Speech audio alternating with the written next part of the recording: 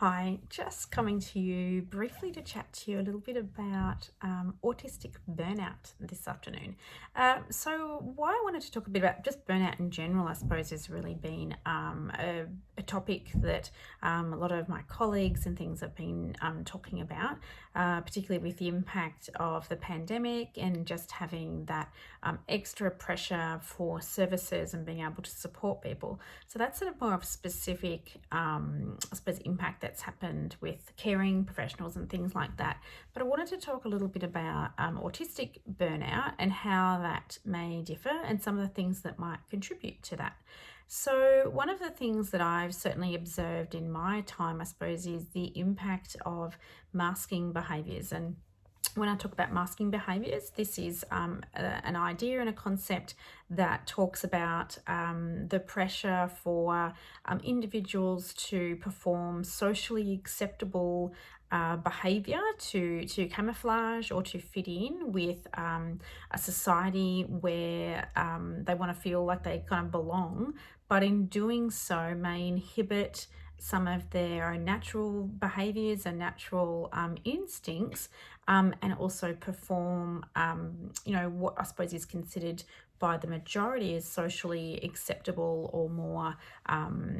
expected sort of behaviours. So, but that doesn't come naturally. So there's lots of effort perhaps in those behaviours, and there's a consequence for those behaviours, and it's usually a loss of major amounts of energy, not to mention the stress that kind of comes with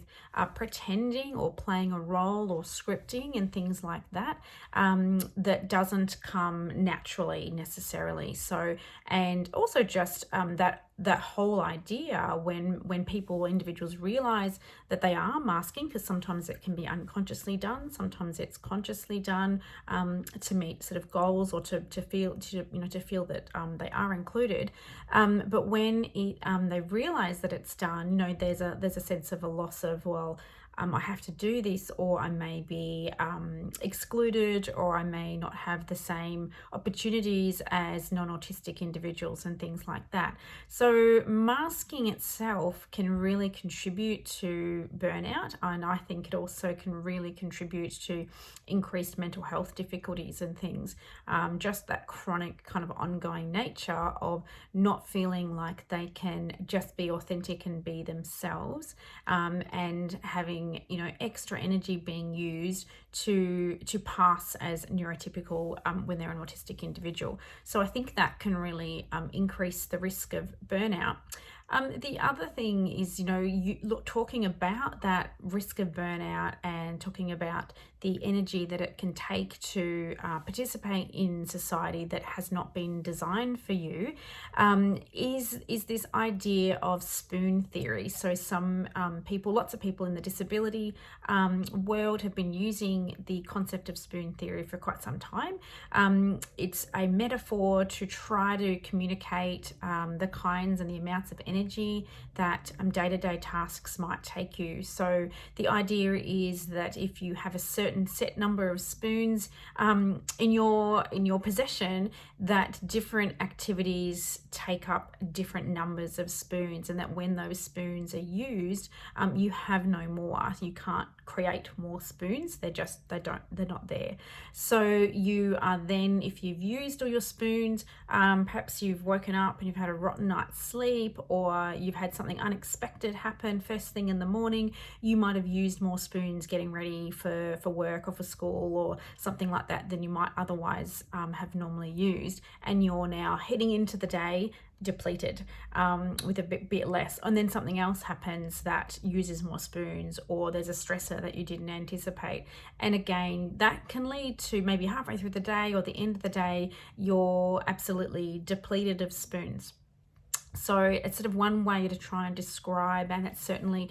in certain areas you might hear that I'm all out of spoons, or I have no more spoons for this, as a way of describing a lack of energy. There are other ways that I've sort of talked about this as well. One idea that came from an autistic young woman some years ago that I read in some of Tony Attwood's work is about the energy accounting, and I've sort of adapted this to not so much do accounting and running a toll of energy in and energy out in terms of like financial kind of accounting, but sometimes we talk about a battery and about looking at what kinds of things drain your battery and drawing this or kind of creating this in a picture, and what kinds of things help to charge your battery during a day. Again, another way of understanding and being able to communicate the fact that energy is finite, and that but it can be replenished, but different certain activities can really deplete that. And when you are regularly, I think, depleting your battery, or you're regularly running out of spoons, you're much more likely to be left in a situation of burnout where you are going to take a long time to recover. And just different things that, people who don't have an autistic mind or autistic brain may not understand in terms of the impact. So different sensory issues can take more energy, different unexpected social situations, just being actually interacting socially can take substantial amounts of energy and requires recovery time and requires a different kind of understanding. So finding ways to be able to communicate these energy needs as a way of preventing burnout, preventing meltdowns, preventing shutdowns as well, is really, really, really important. So, a lot of the burnout prevention kind of space certainly pays a lot of attention to self-care and the idea that, scheduling self-care, being aware of when we need to, do activities that provide energy, provide relief, provide, a space to kind of heal is really, really important. And I think, in the autistic community, what I often see is that awareness that sometimes, like, even just knowing when,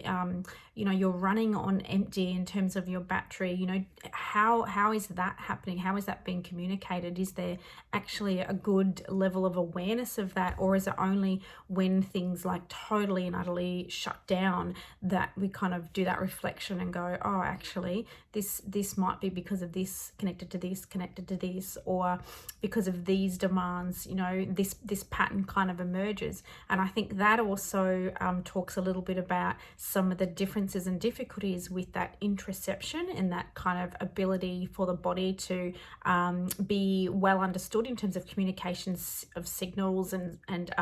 tiredness or thirst or those sorts of things, until sometimes it can be a bit late. So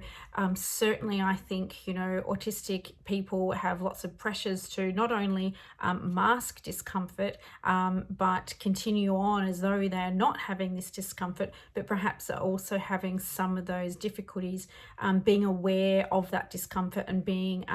feeling like they've also got permission to pay attention and to ask for space and time, to have downtime, to ask for accommodations to be made to make life easier for them. So I think there's a whole lot of issues I think that can contribute to worsening, I suppose, mental health and well-being kind of in the community, but it's certainly something that I think is really, really important. And I just thought I would chat a bit about it, just because burnout and burnout prevention is something that is certainly being talked about a lot in the professional circles, but I think it's also really, really important as an issue for lots of autistic adults, autistic teenagers, and even kids as well. Getting them understanding about when their bodies are running empty, how do they look after their bodies and their minds, what kind of activities are already built into their routine to recover from things like school, socializing and all that kind of stuff. So having some of those conversations, even when they're little, I think can be really, really really useful. Finding a metaphor or finding, a visual that kind of works and that makes sense to them is a good idea as well. So, and then of course it's about, finding ways to do that self-care, finding ways to pay respect to our bodies and our minds, that we do need downtime, we do need recovery time, and it's okay to ask for that, it's okay to communicate that, and in fact it's really important that happen. So I hope that you get some lovely self-care and some downtime this weekend, wherever you are in the world. I know it's been a big week for me, so I'm certainly looking forward and needing to do that. So that's what I will be certainly doing later this evening and this weekend. So take care, and I'll talk to you really soon.